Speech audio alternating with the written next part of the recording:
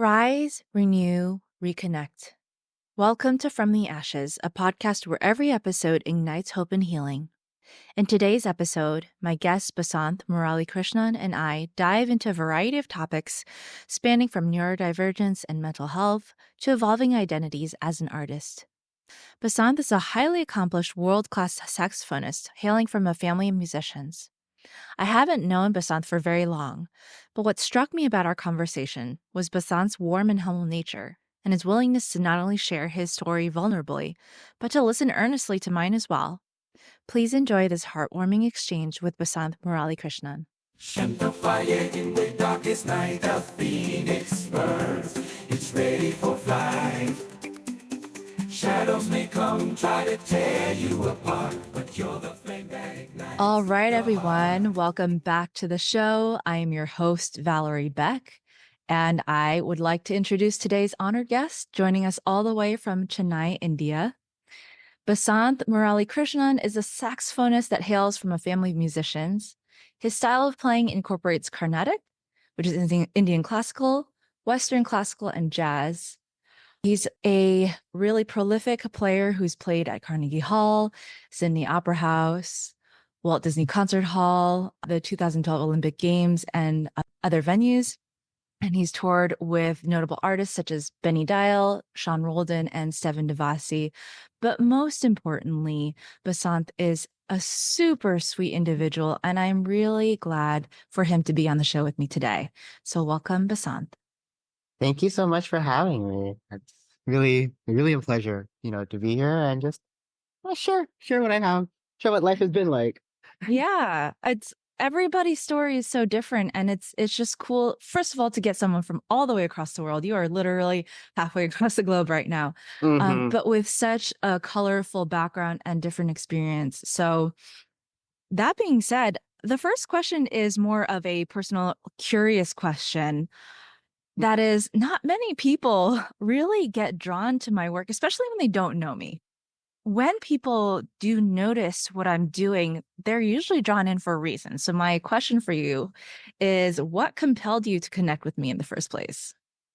I'm always curious when I see, because I had a phase of my life where I was very spiritually inclined, and I was actually gravitating towards sannyasin, which is kind of like I suppose a form of renunciation and detachment. And I really like it when I see people like you that are, propagating that type of, spiritual connectivity, but not in a, the way that tends to be propagated out in the West. And I see your format of it, and it seems very much about like actual wellness and actual like connectivity with yourself. And I really liked that. And that's kind of what compelled me to reach out and say hi. Yay. Well, that is really beautiful.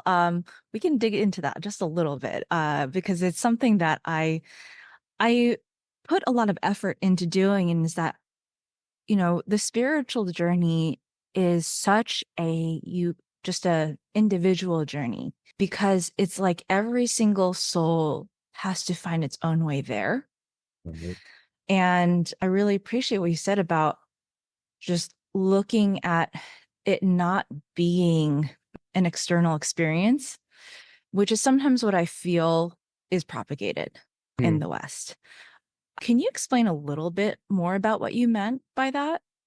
Yeah. So I do feel like when you take a lot of these yogis that are, or any type of these types of spiritual people that are a lot more prominent out there, it seems very like you follow this textbook guide, and through my 7-step, 8-step, whatever the heck program, you achieve enlightenment. And I really like that your approach to it was very much about like, let's figure out what's going on with you. Let's figure out how you are perceiving the world around you and the universe. And let's kind of create something that's a little bit more self-tailored, I really liked that. Yeah. Yeah. I also was once considering withdrawing from the world. There was a time in my life where it got really dark, and I was looking at all of these teachings. I was doing Vipassana meditation and doing some yoga, and it's like, Do you mind going into like what that journey was like for you? yes, let's go into it a little bit and then we'll go into your From the Ashes story. But it was looking at how I was experiencing a lot of turbulence around relationships. Uh-huh. And I was starting to notice how, you know, people walk around wounded and without even realizing it, they're wounding each other. Mm-hmm. And when I was doing meditation and I was doing yoga, the texts talk about this and they talk about it in very plain language. There are parts of the Yoga Sutras that talk about like nonviolence, right? Ahimsa and all of that. Like it's very widely discussed in the yoga realm, but I wonder if people really go through the work of internalizing what that actually means. It can get a much more deep. And when I looked at my life and I was looking at just all of my relationships, I was like, I can't control anyone else but me. Right. And what can I do to create that environment where I can not only exercise nonviolence, but also not be subject to other people's violence? And I think there was part of me that was like, that did want to escape. And so there's that. It's like you want to get farther into the spiritual journey for yourself because you see that you are also the source of your problems. Right. But you could also see like the rest of the world isn't helping. And so it was a fleeting thought. And ultimately, I very much decided that was not my path. And that I wanted to live life. Like I want to go out there and make the mistakes and like feel the love, feel the anguish, feel Right. everything rather than try to shelter myself from everything. Right. Because if you Right. shelter yourself from anguish and sorrow, you're also sheltering yourself from joy. Right.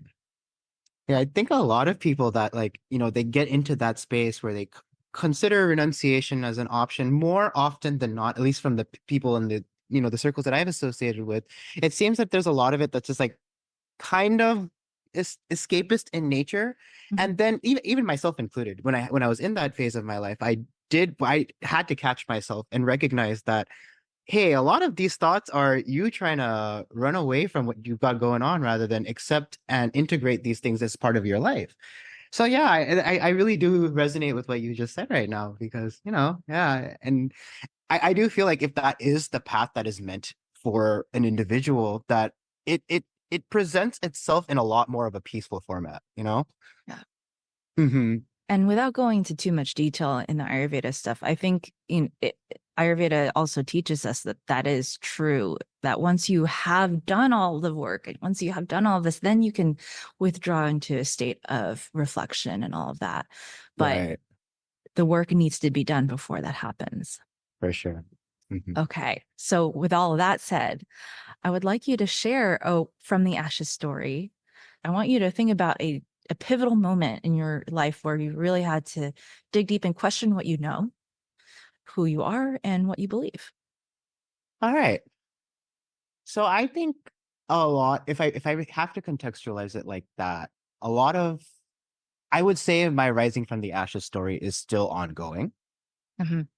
And it is more centered around acceptance of, you know, my mental state as a neurodivergent individual. I think growing up, there was a lot of lack of context in that area of my life. And that ended up manifesting in the form of a lot of, you know, difficulties that I did not understand why they were occurring to me. I guess that's the most watered down way of saying it. And then as I grew older, I felt a lot of these themes kind of taking place over and over and over again. And I thought, oh, maybe I'm the problem. Maybe it's something wrong with me. Maybe I'm just, you know. And I think as I tried really hard to convince myself that no, this is just something that I can push through very brute force. It started becoming more and more apparent that it's just not going to work that way, that there has to be very specific systems in place for you to, you know, navigate through certain landscapes that a lot of neurotypical individuals may not have so much difficulty with. For example, like executive functioning, time management, all of these types of things that are very critical to navigating through today's, landscape. Mhm. So I would say that my pivotal journey, uh, actually, it's a bit of a departure from music, and it goes into Brawl Stars, which is like it's a video game, and I had gotten a little bit into the competitive space of that game, and I started creating an infrastructure for a community and for an esports team. And what I found happening through that journey was that I was trying so hard to convince myself that I could do something that that I could do something that quote unquote normal people could do, that I was just burning out. Like it became really unsustainable. Like I had a surgery that I had to do on my rotator cuff, and literally the day after surgery, I'm coaching a team for a competitive match. And I really, that didn't make too much sense for me to do. Like it was really just a matter of like I should be able to do it, so I'm doing it. And I think once I kind of sat and really reflected upon myself of like, Bussy, no, wait a second. Like, none of these things that you're doing are inherently sustainable. I think you need to go back to the basics. I think you need to revisit the foundation of how a lot of your life has gone. And I think you need to practice that layer of kindness to yourself. I think that's when things started making a lot more sense. And that's when I kind of found my place in terms of like how to navigate through life without taking it so personally, Yeah. Yeah. So, a few clarifying questions for the audience, especially because the term neurodivergent is relatively new. Even Mhm. back when I was in college studying psychological services, that term was never used. So, can you clear that up for us about what that means and how that occurs for you? So I am an ADHD autistic individual, and the way that it manifests in my life is that on one side of I'm gonna oversimplify this, because if I really talk about the specifics, we're gonna end up shooting up through like 45 minutes of our time. Okay. So on one side of things, there's a part of my brain that really craves spontaneity. And on the other side, there's a part of my brain that really craves structure. And finding the equilibrium between these two states has more or less been the narrative of my life.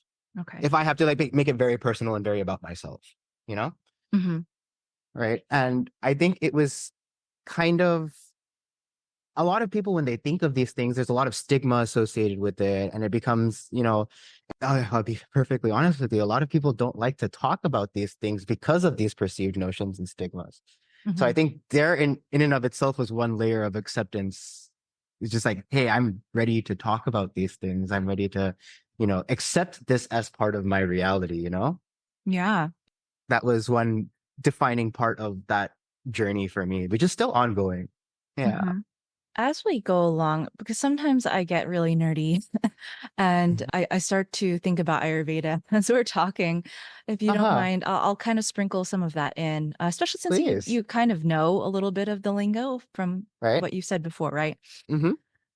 The need for structure and the need for spontaneity in doshic terms. Mm-hmm. There's the vata energy, right? The mobile, frenetic, spontaneous, often enthusiastic energy. Mm-hmm. And then the structure often is associated with pitta and kapha in different ways. Mm-hmm. And life is always a balance. And sometimes, though, when the doshas are kind of on opposing ends, that balance can be fought out as a battle. Um, because you have vata going much higher than it should be on one end. And then sometimes the other dosha will try to ground, right? So my question for you is like that need to be spontaneous and the need to be structured. Is it a matter of being able to feel kind of stable in oneself that you are trying to balance? What is the need for spontaneity? What does that provide for you? That's a great question. I think for me, like if I do not, again, I'm going to use very loose language here. If I don't indulge that aspect enough, I start to hit this point where I start traveling towards burnout, essentially. Mm. Right. Oh, okay. Yeah. That's the simplified answer. This kind of leads me to my next question because I was going to ask you about your experience with burnout. Mm-hmm. And we've been talking a lot about authenticity on this podcast Wonderful. when, you know, we don't often talk in very scientific terms. This is more based on your personal experience. Right. When we stray too far from authentic self, it kind of grinds down at our soul and that dissipates our energy. This is something we've talked about with different guests and stuff. And when I hear you say, like, I need to be spontaneous, otherwise I will drive myself towards burnout, how much of it is that you, without being able to be spontaneous and do these things, you're straying from kind of your natural self-expression? So let's just, I want to answer this question kind of like the context of music. So Mhm. as a musician, I would kind of consider, like, if I really have to consider myself, I would consider myself an improvising artist. Mm. Right. And I think that that spontaneity in and of itself always presents itself when I'm performing on stage. And it's really, it's interesting because like, I've always, despite having been a musician from such a young age, I've never really identified as a musician. But then as I got older, and then I recognized that it's something that had inherently been a part of myself for so long, it became such a wonderful tool for helping me understand myself, Okay. you know? And so I would say, like, the way that I go about performing, like in terms of like I like this layer of structure here, but I also like this layer of spontaneity here. Kind of feels like how I've started approaching my life. Mhm. So yeah, I would very much say that, you know, being able to integrate that spontaneity of life is very much essential for me to feel that sense of I am living truly and authentically. Because, you know, if I want to have a day where like I just want to go out and about and be in nature and quote unquote touch grass, I want to Mhm. have the luxury to do that. And Yeah. I've kind of structured my life in such a way that I have the flexibility to do that. Okay. So there are a few things I want to ask. What do you feel in the past has kept you from being able to do both, being spontaneous and having structure? I would very much just say a lack of good systems in my life. Okay. Yeah, I think just having those types of self-imposed institutions. Because again, I would always gravitate towards one extreme. And there, when that ends up happening, if you're too spontaneous, then, you know, life just kind of feels like it's happening and you're just living the consequence of happenstance. Mhm. And when life feels too, I'm sorry, but that's too spontaneous. And when it's too structured, it just feels like you're a robot. And I feel like that type of sense, that it kind of feels like if I have to, like what a lot of people are going through these days is just like you don't really have the option to, you know, just feel connected with that layer of your like, that spontaneity that inherently exists within you, you know? Yeah. So yeah, it really does, you know, on these extremes are very for any person, not just myself. Yeah. It's very relatable. Mm-hmm. I kind of have to wonder because we're both artists. And Mm-hmm. so there is this understanding of what it feels like to be creatively free and self-expressed. That some people, if they've never been given a chance to develop that side of them, may not even know. Right. So it's really interesting. I kind of wonder if someone hasn't had the experience of being able to develop that muscle, what that would feel like. Because it does feel, if I don't go out and do my dancing, right? So I teach dance and I do a lot of freestyle too. This is my main modality. Mm-hmm. I prefer to do freestyle as opposed to choreography. If I don't get out and do it sometimes, whether that be in the form of dance or martial arts or whatnot, Mm-hmm. I, I will feel it in my mood and I will feel it in my ability to emotionally regulate, I have to do something with my body regularly in order for me to feel like myself. Right. Yeah. Has there been a time where that was not available to you? Um, I don't think so because I think so music was something because both my parents are also Indian classical musicians. So music was something that was always present for me in my life, whether or not I wanted it to. Mm. So I guess I could say that the inverse was true, in which there were a lot of instances in my life in which I wanted to not be so artistically inclined and and I didn't have the option to, you know? Okay. Right. Yeah, I think that's a bit of an anomaly of a perspective, but yeah. Well, I wonder. So I will tell a little bit about my experience because there was a point in my life where I burnt out on dance, Oh. and I was like, I'm done with this. I'm not going to do it anymore. And I did stop for several years, and it was because mm, it had become external in terms of the reasons that I was doing it. Oh, okay, you mean like that. Okay. Hmm. And also, I was finding that I was neglecting a part of myself by over over involving myself in dance. I had neglected other parts of my life that needed attention. Ah, right. Yeah. Right. Is that something you could relate with?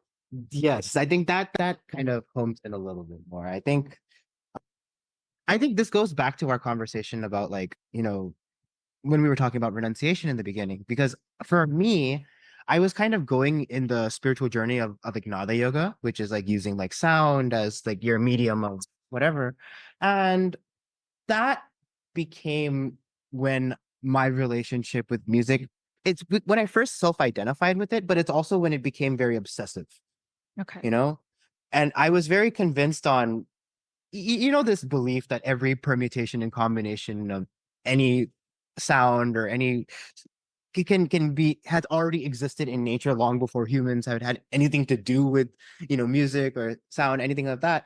So I was on that trip of life, and I became very self-obsessed with, oh, I want to discover every permutation and combination of music. It is very, yeah, so I do understand in that sense, when my art became very self-obsessed, and then that led to a degree of just like, I think it was in that phase where I started like integrating into the industry. Like I started like becoming a little bit more well known, and people started calling me for things. And I was still very much in this space of life where I was just like, I don't want to do music as a commercial anything. I just Mm. want to do it as a divine sort of something. And yeah, it does have its repercussions for sure. And just in terms of like how you feel about the art. Yeah. Yeah. Oh, totally. I remember being so angry Mhm. because I just felt like I couldn't integrate the way that I was expressing myself and the way that I wanted to practice my art with the way that other people were. And I was angry too because I felt like people were exploiting their self-expression. Mm-hmm. And Mean by that? so it's funny because a lot of people who were professional dancers around me, they would look at me and be like, "Oh, you really love dance." Hmm. And it would be like, "Of course I do. I wouldn't be doing this if I didn't love it." Right. But it was kind of clear to me that for some people, this was more of a means to an end. Right. And, ultimately I left. I'm not really it by any standard. Like I'm not involved in professional dancing at all, with the exception of occasionally teaching. And yeah, I don't know if that is relevant to what we were talking about, but that has kind of been my whole burnout story kind of starts there. So I remember, part of my burnout story has a lot to do with that era of my life. And Right. yeah, and it was just like reckoning with all of the emotions and thoughts that came with that and what to do. Because I kind of had to recreate myself Mhm. after that. So how would you say that? Like, how does dance plays itself in your life now? More, less in terms of just like scheduling and more just like in terms of how you like your overall balance of life, I guess. You know what? It's been so cool because in 2016, I decided I'm quitting dance. And Mm-hmm. I actually, not only did I do that, I took myself from Los Angeles and I moved to New Zealand Mm-hmm. with no plan. And I ended up doing like a few dance performances and teaching gigs out there before I finally was like, no, All this right. doesn't feel good anymore. We're not doing this. Uh-huh. So I stopped and I got into some sports like parkour and acrobatics and stuff that like weren't on the artistic side of movement. They just were very, they're more Mm-hmm. athletic to still exercise that part of my brain. But Mm-hmm.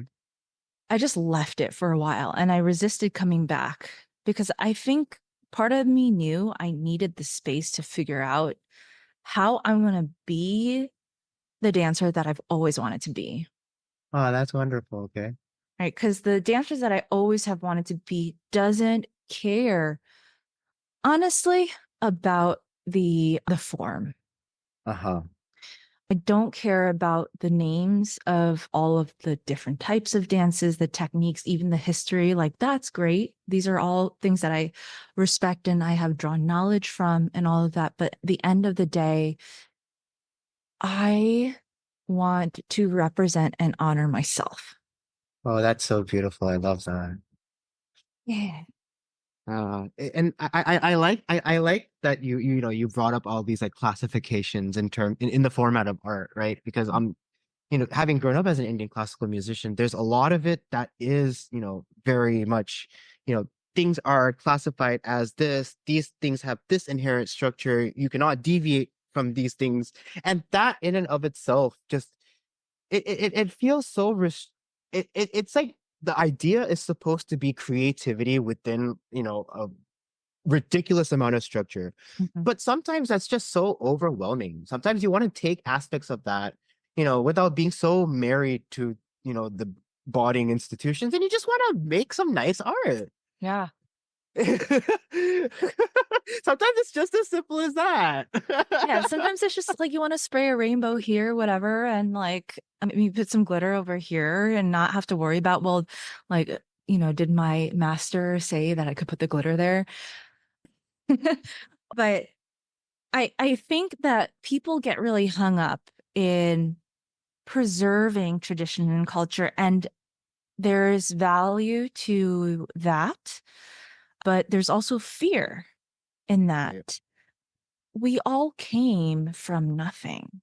All cultures, all traditions came from nothing and were created as living beings. Right? And so I think tradition and culture, if we allow it to evolve with the times, evolve with the environment and with the people who are contemporary, then we will continue to evolve as a species, we'll continue to evolve as artists.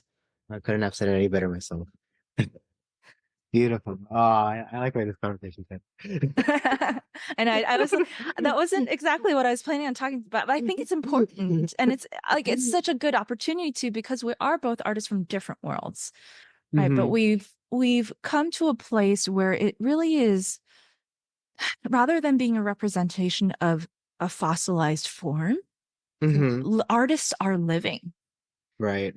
and a human is living, growing, evolving throughout their life. Hmm. Yeah. And that's something that happens here with like, a lot of these classical art forms is that people get so rigid about the presentation and the preservation of this art that when you try to breathe a new breath of life into something, they're very adamant, they're very resistant, they're just like, no, this is not how we do things. And it's especially like in a very rigid classical art form. So it's really nice.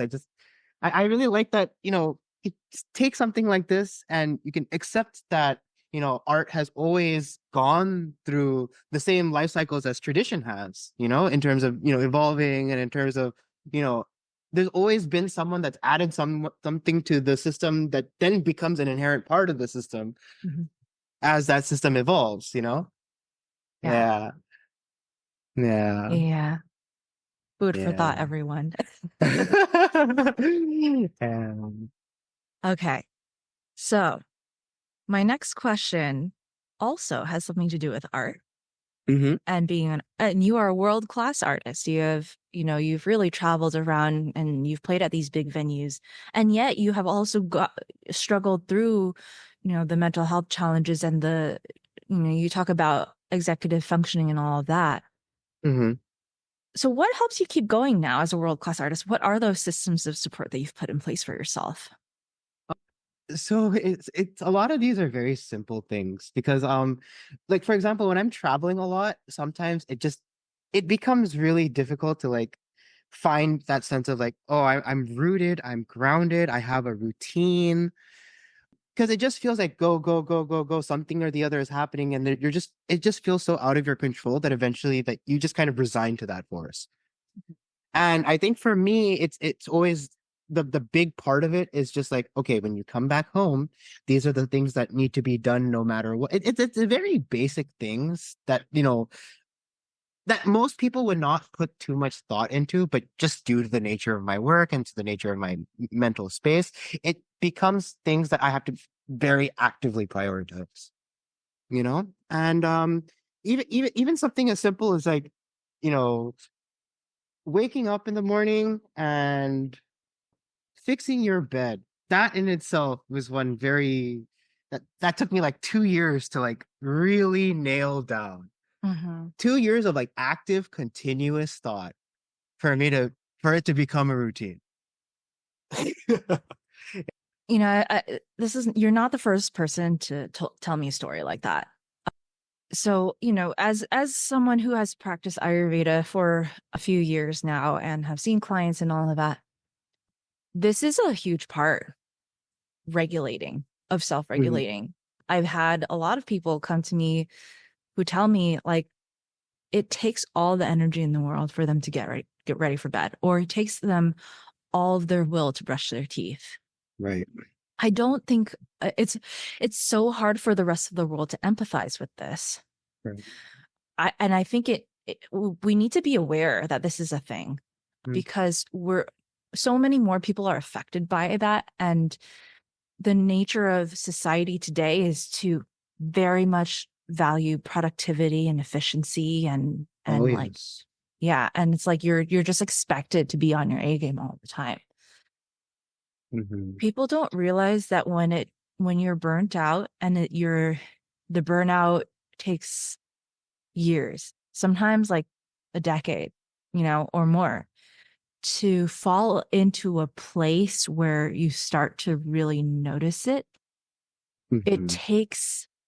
It's going to take time, not like one doctor visit, not two doctor visits, not like, just 10 therapy sessions, etc., to get back to a place where you feel supported and energetic. And it takes those little routines Hmm. to really get back to a place of functioning.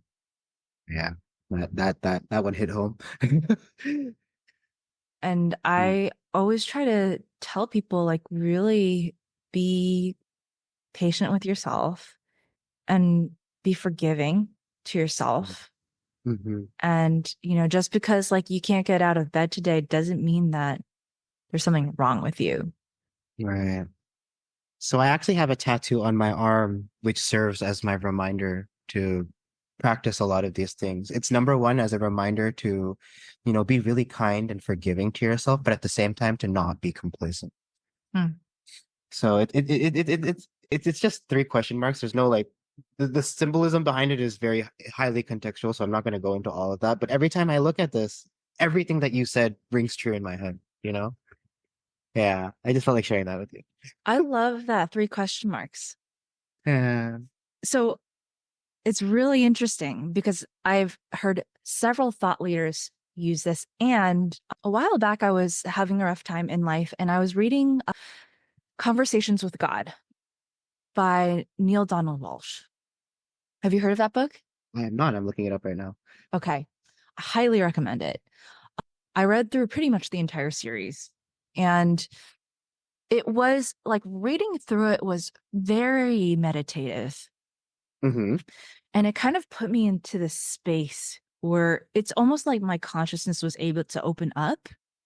Mm. And I remember specifically the moment where it's like 3 questions. If Mm. I always could answer or had these 3 questions in the back of my mind, I will be okay. And you know what's kind of sad is I have no idea what those 3 questions are now. They may be in a journal somewhere, but or maybe they're just lost in the consciousness again, and I will have to resummon them at some point. I was about to be Valerie. Give me the secret to life, please. But apparently, I'm not the only one, because after that, there were quite a few people that I read about who have 3 questions. Uh-huh. Each set of their questions were different, though. Right. Again, because this is a very individualistic journey. So Right? yeah. And yet, there's this 3 questions theme. So I just think it's so fascinating that you had those 3 question marks on your arm. Yeah. Hey, that's a interesting bit of coincidence. I like that. It attributes new meaning to this tattoo. Thank you. Maybe those 3 questions will come to you someday too. Hopefully. I love this. All right. So we have touched upon this before in a different conversation, but we've also talked about being brought up, because you were born in the US, right? Correct. And we were both brought up in immigrant households. Correct. So how would you contribute, or how would you say that being brought up in an immigrant household has shaped who you are? I would say I'm very much the product of having grown up in an immigrant household. I am very much the product of it. So for context, my parents got married in the 80s. My father is a Brahmin and my mother is a Catholic. So they made the decision to move to the United States for us to be a little distant from a lot of the social stigma that would have otherwise been associated with their union. Wow. And so I think I on one side of things, yeah, we kind of grew up and they were figuring things out as we were figuring things out. So there's that layer of things. But then on the other side of things, there's also just like, that layer of protection that our parents gave. They're just like, we don't want our children to go through what we had to experience in our life. And honestly, that even comes in the form of like music, having navigate through this career and this industry. My mom wanted my sister to be a doctor and she wanted me to be an engineer, not for any societal reason, but just because of their perceived threats of what this industry can be like. And so, yeah, for sure. Like the way that both my sister and I had grown up is very much like we have parents that, we're going through their own thing and they're just trying to build something new in a different country and have their beautiful little slice of life, Yeah. Yeah. No, you're good. What was your experience like? Yeah. My parents came after they got married. Mm-hmm. And I don't know exactly why. Well, my dad had gone to engineering school at MIT and he had gotten his doctorate here. Mm-hmm. And perhaps it was just because the opportunities were better. So they ended up coming in the 80s and settling in Long Island. Mm-hmm. And my mother ended up getting her master's in computer science. And they worked as computer programmer and engineer. They are kind of poster children, very high achieving people.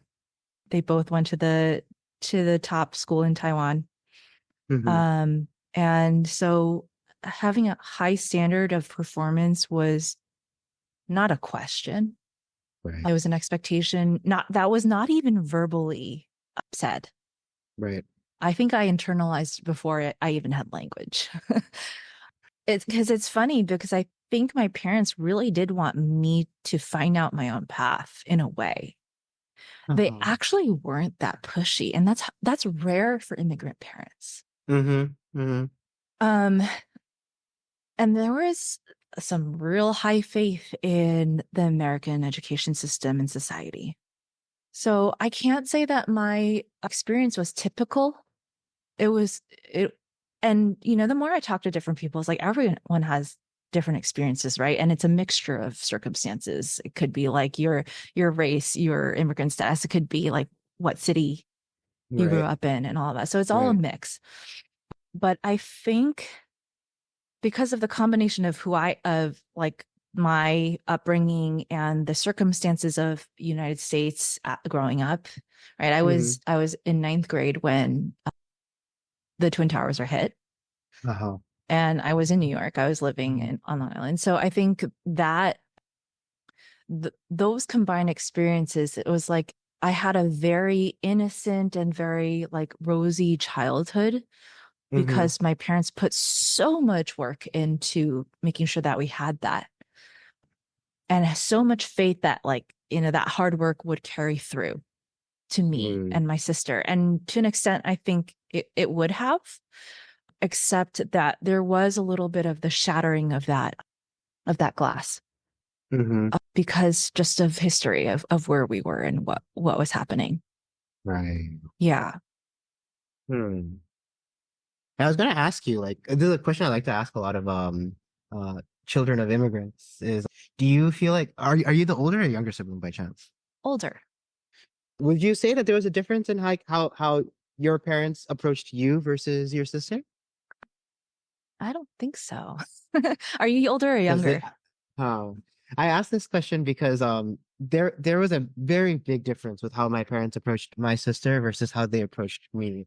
Because I Okay. think like when they had her, she was my mom was still in India and my dad had come to the US for his master's. And so like the circumstances around her life were a lot more turbulent in her initial years of her life as opposed to mine. By the time I was in the equation, my parents, they'd already moved to the suburbs, they had all their things in place, and things were a lot more peaceful. So then the way that I kind of was raised, I had little bit more luxury in terms of just like just like the basics, right? Yeah. And yeah, so and you don't ever really realize that, but then sometimes it translates into like expectations. Like the elder sibling has a lot more, the responsibilities placed upon themselves, and the younger one just kind of like, yeah, let's go. So I was just wondering if there's anything like that in your household, because I have seen a lot of brown people, a lot of Asian people that have gone through circumstances like that. So I was just wondering if, you Okay. know, All right. So yeah. let's discover then. So how many years apart? Oh, we're 5 years apart. Okay. So I'm 2.5 years apart. Uh-huh. Fine. You would not know from the way that we were when we were little that things would turn out this way, because my Uh-huh. sister was extremely artistic, very gifted. She actually went to art school for the first year of college. Uh-huh. More of the rebel when she was a teenager. Uh-huh. And then all of a sudden she's like, no, I'm getting out of art school and I'm going to go and study biology and become a nurse. Oh, wow. And I did the opposite thing. I was straight laced, just like all about performing well in school and doing all the things right. And then this was actually my early 20s though. It was when I pivoted and I was like, everything is messed up and the world is crazy and I am not gonna follow its rules. And I Oh, rebelled, and that's when I really leaned into my artist side. that's beautiful. So I have no idea if that is typical or not. Hmm. Yeah, because the way that we were raised, I think, they're like, I think my parents were just surprised, and they continue to be surprised. I think as long as we were respectful and we're not struggling terribly, things were not a huge deal. I did at some point struggled terribly. That was when I did get a little bit of flack, but that was actually much later in life. Hmm. Interesting. Yeah. So I guess, from our experiences, we might not be the correct sample. I think that goes for both of us, maybe. Yeah. Okay. The last question I want to ask you is kind of a question you already asked me Uh-huh. about your music. And I love that you're more of an improvisational artist. Mm-hmm. I think being able to improvise it's so freeing. Mm-hmm. I played classical flute growing up, and I was great until like I was great at just like reproducing a piece, Uh-huh. but I would never had the skill or knowledge or confidence to do anything improvisational with it. I just was not taught. And so I never got to fulfill myself as a musician. And Mm. dance took over for that because I Right. found myself being able to do that with dance. And it has shaped so much of how I think and like so much of my sense of self. Uh-huh. So my question is, what role does music play in forming your sense of self? Do you want so there's a short answer and there's a long answer. The short answer is that music feels like a very it feels like a part of myself that while I did not have a choice so much as a result of exposure, that it's something that I hold very near and dear to my heart. And I feel like if I were not, I don't know what I would do if not for music. Hmm. Yeah, like I cannot imagine myself doing anything other than honoring this art form. Yeah. So, yeah, that wasn't always the case. I think growing up, I had a very interesting relationship with music, having had aptitude, but not having had inclination. Mm. Um, then as I went through my whole spiritual journey, that's when music really started to become something that I self-identified with, but it took a lot more of an obsessive form at that time. And then as, the hardships of life kind of, going through my 20s, all the different contexts that had presented themselves, and then kind of how I learned to accept myself in terms of the different areas of life, neurodivergence that we had spoken about, that's when my relationship with music became very healthy. Whereas, like, you don't, you can accept that you have a talent without it being your core identity as such. Mm. And, and it can just be something that you do for the love of doing rather than having to prove that you are exceptional at something. You can just do music to do music. Ooh, I love Yeah. that. Doing music to do music. Yeah. Yeah. Dancing just to dance. Beautiful. Yeah. Or singing just to sing. Right. So where do you see your self-healing journey going? I would say just more of the same, Mhm. just improving the systems, kind of continuing the practice of self-love, being able to extend whatever sphere of influence I may have into being able to do good for others. I think that's kind of how I would go about it. Just keep it going. Keep it Stay going. stay positive. Shed Yeah. light. Yeah. I am currently on the path to free myself from the chains of shame. Ooh, that's a heavy one. Hmm. Do you want to elaborate on that? So I think that we all have these emotions: shame, guilt, fear, resentment, all of this. One of the emotions that have become prominent because of, I think, low self-esteem and just, having kind of lived a life off rails for a while, is like when you do that, when you kind of rebel, when you're grasping the dark, you make decisions that your future self may not be proud of, right? Right. And the consequence of that is that you have shame. And the consequence of shame is that you shrink down yourself. So it's like, it feels like you can't walk into a room proudly. It feels like your energy contracts whenever you're around people. So yeah, that's the part of myself that I would like to, that I am on the path to healing next. I wish you all the best on that journey. Thank you. Oh. Thank you for listening to my story as well. I would have honestly liked to talk less and listen more, but yeah, I don't like talking about myself too much, but I figured, since you asked. Well, I think the beauty of this podcast is that we go both ways, right? And it's a dialogue. It's not necessarily even an interview. Right.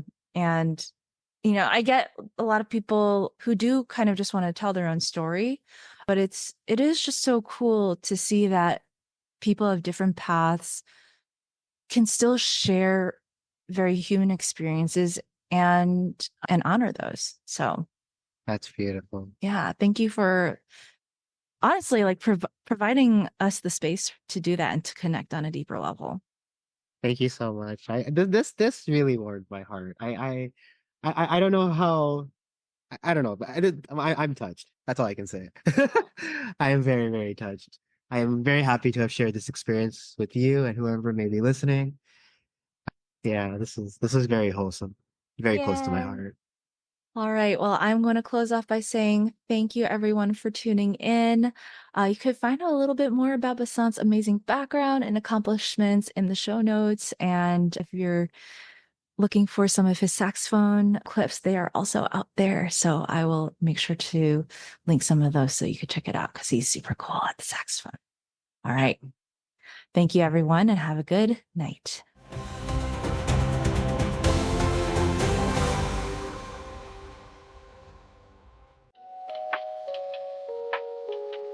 Hey listeners, if you're enjoying the stories and insights from the Ashes, why not stay connected with our community? Join my mailing list for bi-weekly updates on upcoming events, wellness tips, fun tidbits, and of course, new podcast episodes. I promise no spam, just valuable content to help you live your best life. Head over to www.intrepidwellness.life and sign up today. Don't miss out, and let's keep the conversation going.